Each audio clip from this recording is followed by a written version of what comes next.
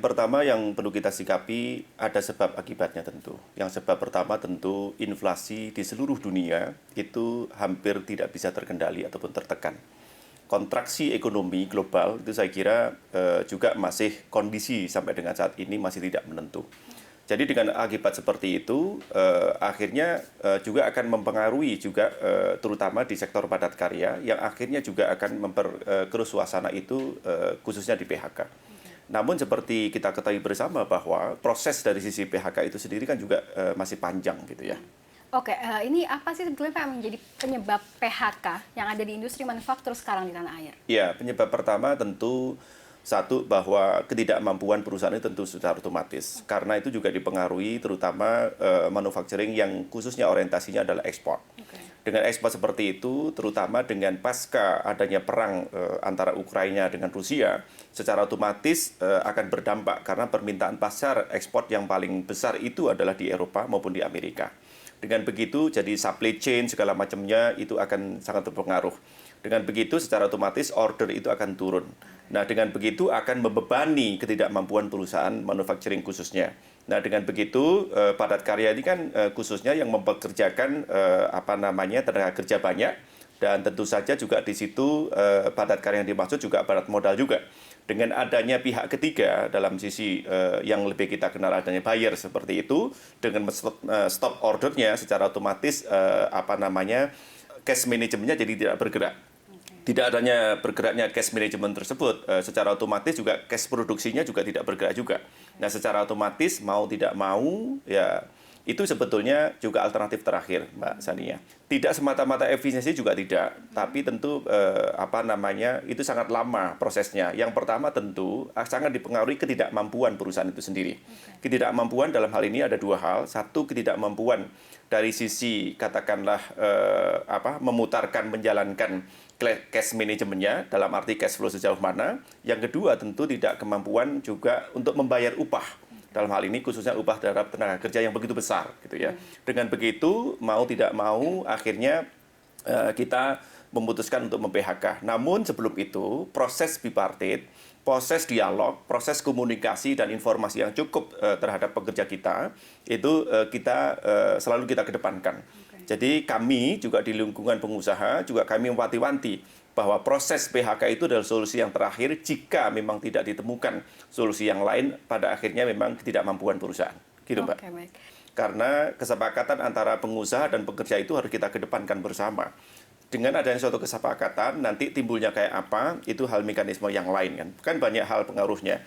Walaupun secara regulasi bahwa proses PHK itu ada prasyarat tertentu. Di antaranya adalah bahwa jika company tersebut dalam 2 tahun berturut-turut cash flow-nya tidak mencukupi. Artinya memang tidak mampu, rugi. Nah, itu boleh gitu, proses itu dilakukan. Terus yang kedua, adanya kesepakatan bersama antara kedua belah pihak. Dalam hal ini antara pengusaha dan pekerja ataupun buruh itu sendiri. Dengan begitu proses PHK jadi sama-sama enak, sama-sama dilakukan gitu ya. Jadi sama-sama kayak sepakat. Fair and square gitu, Pak? Iya, tentu. Gitu. Baik, sebelum ke tadi persyaratan atau teknis dari pemberian PHK, saya mau nanya dulu nih Pak, bagaimana sih dengan proyeksi industri padat karya di tahun 2023 ini dan apa kiranya akan menjadi pemberat bagi laju manufaktur, khususnya di industri padat karya dan juga padat modal? Ya, proyeksi 2023 ini juga memang masih khususnya ya negara-negara lain ya, itu memang inflasinya juga masih tinggi. In case juga termasuk kayak kemarin kayak Argentina saja yang menang Piala Dunia dalam sepak bola, itu kan juga di atas 95% inflasinya. Kenapa Indonesia antara 5-7% gitu ya, masih tertahan di situ, masih bagus banget gitu ya. Karena memang mau tidak mau harus kita sadari bersama bahwa kekuatan UMKM ekonomi Indonesia penggeraknya di atas 97% adalah usaha kecil dan usaha mikro. Itu yang harus kita pahami, kita menyadari sepenuhnya. Terus juga angkatan kerja kita itu ada kurang lebih 117 juta yang memang bekerja di sektor UMKM itu. Dan jumlah pengusahanya ada 65 juta lebih yang ada di UMKM. Nah, adapun yang kontraksi penggerak ekonomi secara nasional itu yaitu klasifikasi usaha besar, khususnya di padat karya maupun padat modal itu kan hanya 0,1 sampai 2% saja. Gitu. Baik Pak.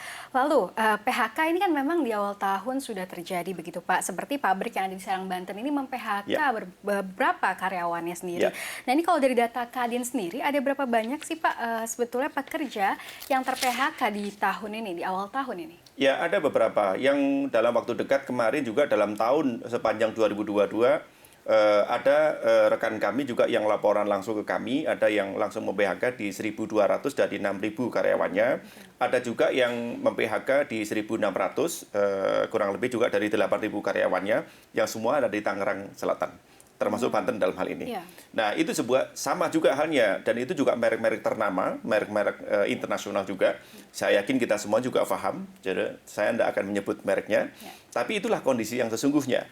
Jadi orderan menurun segala macamnya, sangat tidak mungkin pabrik tersebut mempertahankan pekerja yang begitu ribuan, hanya pemenuhan dari sisi produk yang akhirnya permintaan produk itu sendiri menurun.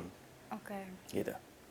Ya Pak, tadi kan Bapak sempat singgung di awal penyebabnya ini karena permintaan menurun termasuk permintaan ekspor begitu ya Pak. Oke, kita akan membahas sedikit terkait ekspor nih Pak.